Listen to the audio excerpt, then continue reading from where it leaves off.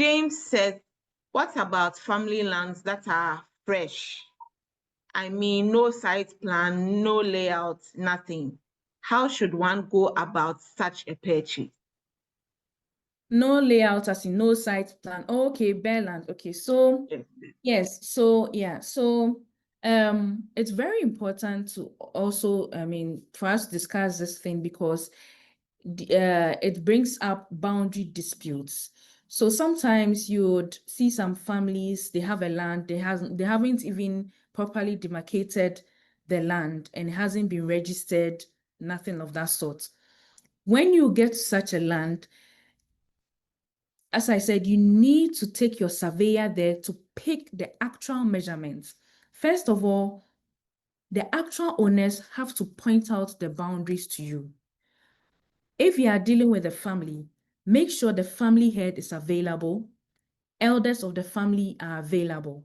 Go with them, let them show you the actual boundaries of their land. Then go with the surveyor to pick the land and have the survey registered. You know, they have to map it at the survey and mapping division. This site plan or whatever to be prepared to show the boundaries have to be registered. In that case, there will be record of this land that has not yet been demarcated at the Lands Commission for any future buyer or any person who would subsequently conduct searches at Lands Commission.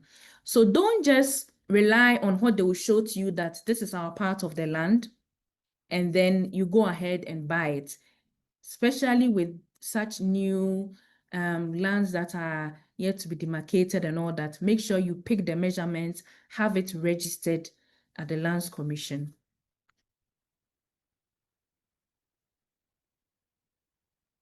Okay, thank you. And then we have another question from Emmanuel Porte. Emmanuel said, what happens at the end of the lease? Does the buyer need to repurchase the land at the full price? So the law provides that Ghanaians can have renewal. You are entitled to a renewal. You are entitled to renewal subject to agreement between the seller and the buyer. So you can get a renewal, but the price is subject to agreement.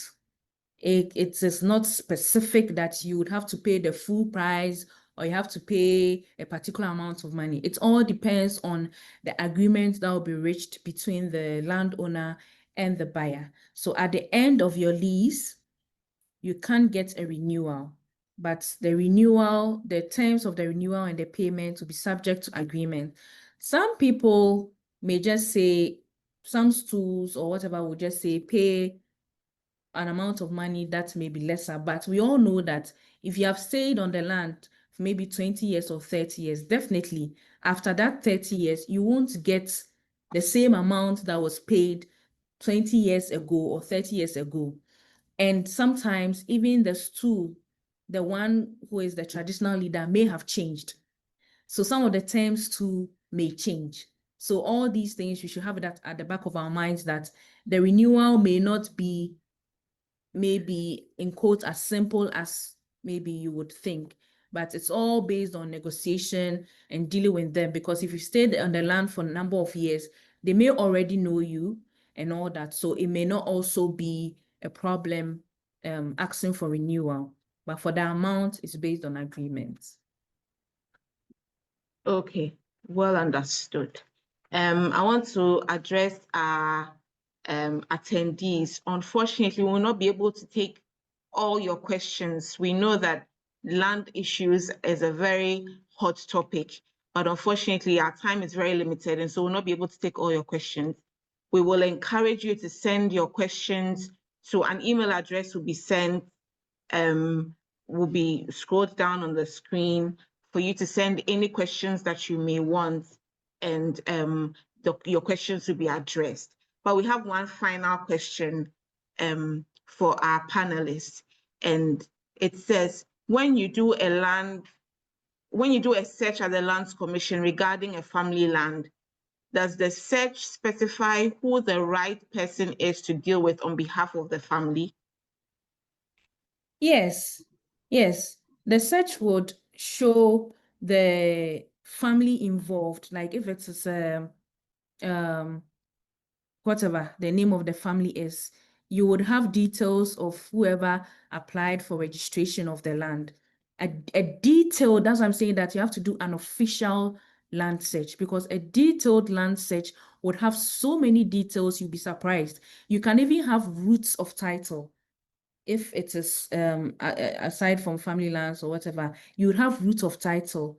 Sometimes how the person got the land, if they got it from a family, it would have details of the transaction.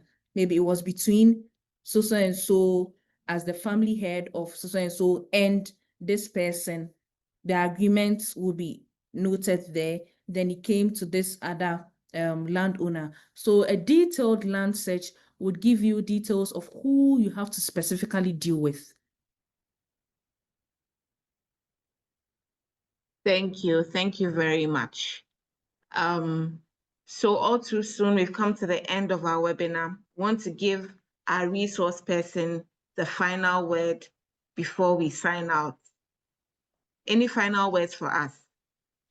Okay, so finally, what I would say is that we need to be very careful when we are trying to acquire land in Ghana, or even as sellers when we are selling our land, because of all the risk that come with land acquisition in Ghana. And let us not ever skip due diligence process, because no matter where you end up, it is due diligence that will save you from losing everything that you paid for.